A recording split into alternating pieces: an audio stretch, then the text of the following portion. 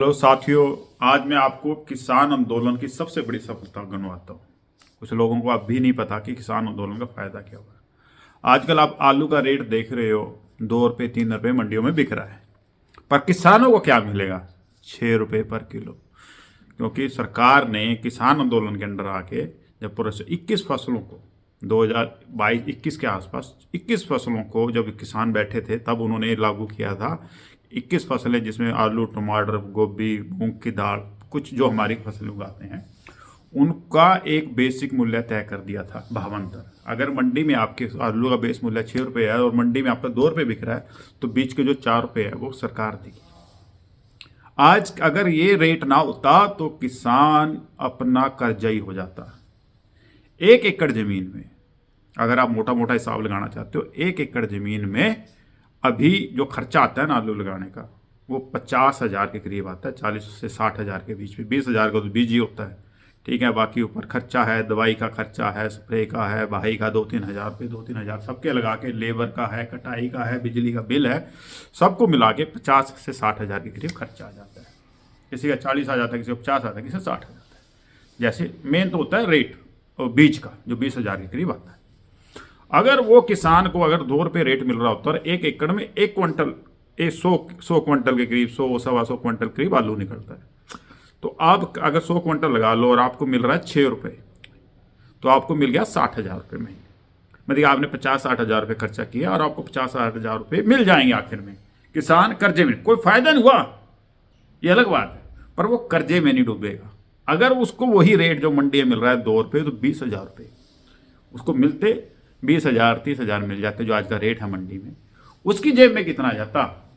उसकी जेब से 30,000, कम से कम 30,000 बाहर निकलता, कर्जा ही हो जाता। वो किसान को उसका कर्जा ही मारता है, सबसे बड़ी बात। और ये देन किसान आंदोलन आज सरकार 3 लाख के करीब, 2,71,000 सरकारी डेटा है 2024 में, 2022-23 में, 24 अभी तो ज़्यादा होंगे, 2,71,000 किसानों इसका फ़ायदा उठा रहे हैं। 21 फसलों के ऊपर मिलता है, भावांतर मिलता है। ये फायदा है। जब तक आप जुड़ के बैठोगे या सरकार में प्रेशर डाल तभी दोगे। अगर बच्चा ना रोए तो माँ दूध भी ना पिलाए, ये ध्यान रखा ना, सरकार को आपकी नहीं पड़ी है। जब आप यूनाइटेड होते हो, इकट्ठे होते हो, तब मिलता है। पर हाँ, उन लोगों को देख के मेरा दिल जरूर दुखता है कि अरे ये तो किसान अभी भी, मतलब वो किसानों के बच्चे हो के ऐसा कहीं बोलते हैं, कुछ ऐसे किसानों के बच्चे, क्योंकि वो एक प्रोपोगेंडा में फंसे हुए हैं, ज़्यादा नॉलेज नहीं है, वही रील देखते हैं, कोई पढ़ा नहीं है, कोई डेटा नहीं देखना, कोई सरकारी भी किसको फायदा, वो खुद फायदा उठा रहे हैं और फिर भी अपने ही भाइयों को, किसानों को कह रहे हैं अरे अरे वो तो कांग्रेसी थे, वो तो बीजेपी के खिलाफ बोल रहे थे, अरे वो तो खालिस्तानी थे। आज भी उनके दिमागों में वो जहर भरा पड़ा है, उनको किसानों का दर्द नहीं दिखता। मेरा दिल दुखता है इस चीज़ बातों को जब करते हैं ना। भाई आज किसान अपने घाटे में नहीं जा रहा, ये एक बड़ी देन है किसान की, किसान आंदोलन की। आज आपके 3 कानून हैं जिनको उनको हटाया था, वो सरकार को इतने अच्छे थे तो कुछ स्टेटों में लागू कर देते हैं। जो 3 कानून प्राइवेट किया होता तो बिहार में तो करा हुआ था, उसमें तो कोई फायदा नहीं हुआ ना। इतने साल हो गए, 5 साल हो गए, आप कुछ अपने स्टेटों में लागू कर दो। हरियाणा पंजाब को छोड़ दो, वही आंदोलन कर रहे थे, औरों में कर लो लागू भाई। वो स्कीम थी लूटने की, और स्टेटों में कर लो जो विरोध नहीं कर रहे थे। बहुत सारे स्टेट हैं, इंप्लीमेंट करो, जो गलतियां थी ठीक करो, कोई बात नहीं। जब वो ठीक हो जाएगी प्रॉफिट किसान को क्या दिक्कत है? वो आपका कभी इंटेंशन नहीं था। उस मीटिंग में एक भी किसान नहीं था जिसमें ये बिल बने थे। अगर आपको बता दूं, उस मीटिंग में एक भी किसान नहीं था जिसमें ये बिल बने थे। इंडस्ट्रियलिस्ट बैठे थे, वो लोग बैठे थे, मंत्री बैठे जिनको कोई लेना था। कोई ग्राउंड वर्क नहीं था, कोई एक्सपेरिमेंट नहीं था। आप कुछ भी करते हो पहले थोड़ा सा टेस्ट करके तो देखते हो।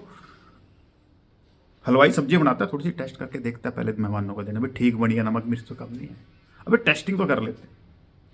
ये वही ब्लंडर करने वाले थे जो पहले करते आ रहे हैं। किसान पहले घाटे में, पर किसानों ने लड़के अपनी यूनिटी दिखा के देखो आज कम से कम वो कर्जई तो नहीं हो रहा, घाटा नहीं हो रहा, पर एटलीस्ट मुनाफा नहीं हो रहा, पर घाटा भी नहीं हो रहा। ये एक बहुत बड़ी वो है। ब्यौरा होता है, सरकार बोलो भाई इतने इतने हमें लाइसेंस, हमें इतना आलू चाहिए, वो लगे कि सरकार सारा आलू कहाँ, सारे लोग आलू लगाने लगे, सरकार कहाँ करेगा? अरे वो तो ब्यौरा होता है, लिख के देते हैं हम, रजिस्ट्रेशन होता है, भाई हमने इतने आलू लगाया, वो बिकेगा तब मिलता है।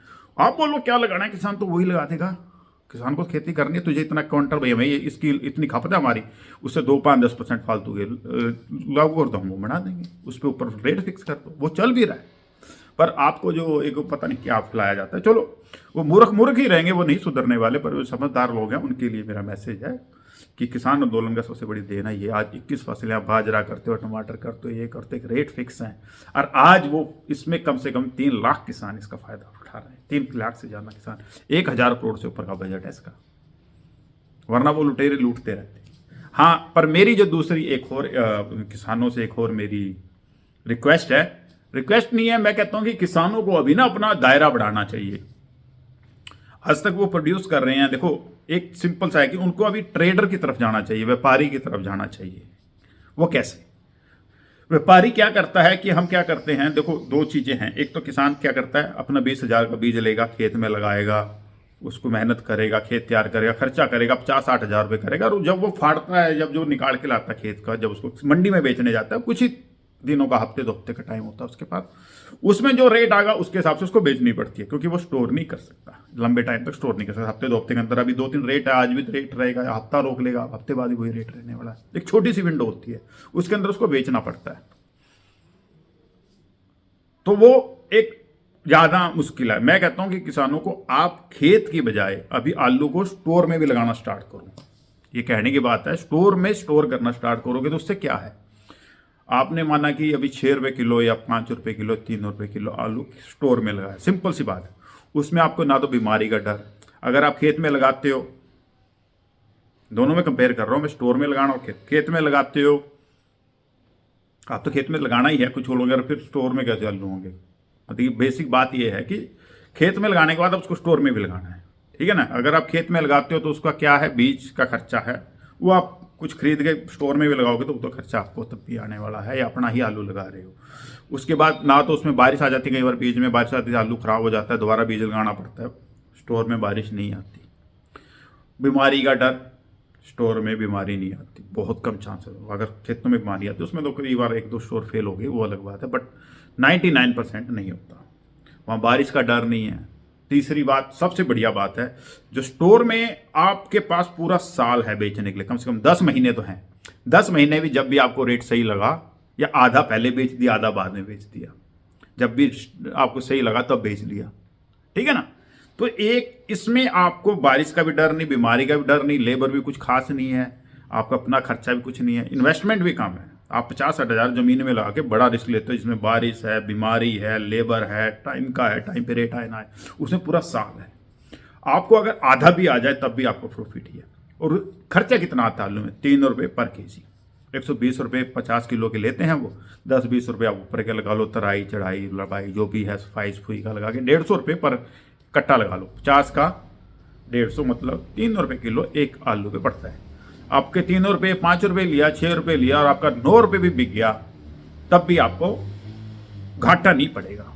और एक लिमिट है, पूरे 6 महीने की लिमिट है। जैसे किसान अभी आड़ती बढ़ चुके हैं, अपनी फसल खुद ही बेचते हैं अपने पड़ोसियों की, तो उन्होंने आड़तियों का बिजनेस फ्लॉप करके खुद वो प्रॉफिट खाने लगे हैं। अभी उनको ट्रेडर भी बनना चाहिए, जो मेरी ज्ञान है कि अभी उनको ट्रेडर भी बनना चाहिए। कुछ आलू या फसलों को अपना स्टोर करो, अच्छे खासे स्टोर है हमारे पास, फसलों के स्टोर हैं, उनको यूज़ करके या फिर मैन्युफैक्चरिंग करके, जैसे कि आलू के चिप्स हो गए, या कुछ छोटे मोटे यूनिट लगा के अपने लोकल मैट्रिक्स सेल करें। मैं खुद इसको ट्राई करने वाला हूँ। इस बार मैं 2 लाख रुपए के आलू लेके स्टोर में लगाऊंगा।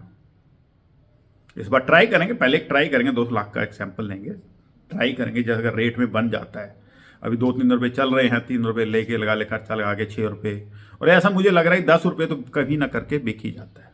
3-4 रुपये का फायदा है। अगर मैं ना कि आधा भी ऐसा करूंगा कि आधा मैं कुछ महीने बाद निकाल दूंगा, अगर रेट ठीक ठीक हुआ, ताकि सारा एक ही ना डाले, और आधा बाद में डिवाइड कर लेंगे, ताकि एवरेज आउट अच्छा हो जाता है। तो ये मुझे एक सबसे अच्छी तरीका लगा है। तो ये मेरा एडवाइस है। अगर मेरे में कुछ गलती लगती है तो आप कमेंट डाल सकते हो कि अगर नहीं इसमें ये कैलकुलेशन गलत है। पर हाँ, हम बैठेंगे, जुड़ेंगे, विचार करेंगे, कुछ सोच के चलेंगे। अंधभक्तों की तरह बंद करके चलेंगे तो शायद कुछ नहीं होने वाला। वो तो हमेशा ऐसे ही गुलामी आई है, हजारों साल से गुलामी करते आए हैं। इनको तो उन मुद्दों का ज़्यादा ख्याल है जो उनको रिलेटेड नहीं है, जिन मुद्दों से उनकी ज़िंदगी में फ़र्क पड़ रहा है उससे रिलेटेड नहीं है, क्योंकि वो लड़ाई नहीं लड़ सकते। वो हारे हुए लोग हैं जो उल्टी सीधी बातें करते हैं, क्योंकि उनको करंट मुद्दों पे अगर वो अपने रेट लेने जाएंगे तो लठ बरसेगा, पुलिस का लठ बरसेगा, सरकार का लठ बरसेगा। तो वो ऐसे मुद्दे उठा लेते हैं, अरे बांग्लादेश में क्या हो रहा है, पाकिस्तान में क्या हो रहा है। भाई तेरे यहाँ तो भूखमरी हो रही है, वो मुद्दे उनके लिए, क्योंकि यहाँ पर अगर उस फाई की बात करेंगे तो फिर वो जाके डीसी ऑफिस में बात करनी पड़ेगी क्या हो रहा है डिपार्टमेंट, वहाँ उनको रिजल्ट मिल जाएगा, तो थप्पड़ लगेंगे, डंडे पड़ेंगे। वो ऐसा काम नहीं करते। फिर ये उनका मन करता है कोई ऐसा मुद्दा उठा लो जो कभी जिसका कोई रिलेटिव डायरेक्ट कोई इम्पैक्ट ना हो, बस अपनी चिल्लाने के लिए लगे कि हम कुछ अच्छा काम कर रहे हैं। तो आप इस भ्रम में मत पड़िए, जो सीधा काम आप कर सकते हो उस पर ध्यान दीजिए। अगर आपकी कैपेसिटी है, पढ़िए, समझे, करिए। तो इसके साथ ही आज की वीडियो को ख़त्म करते हैं। वाहिगुरु जी का खालसा, वाहिगुरु जी की फतेह।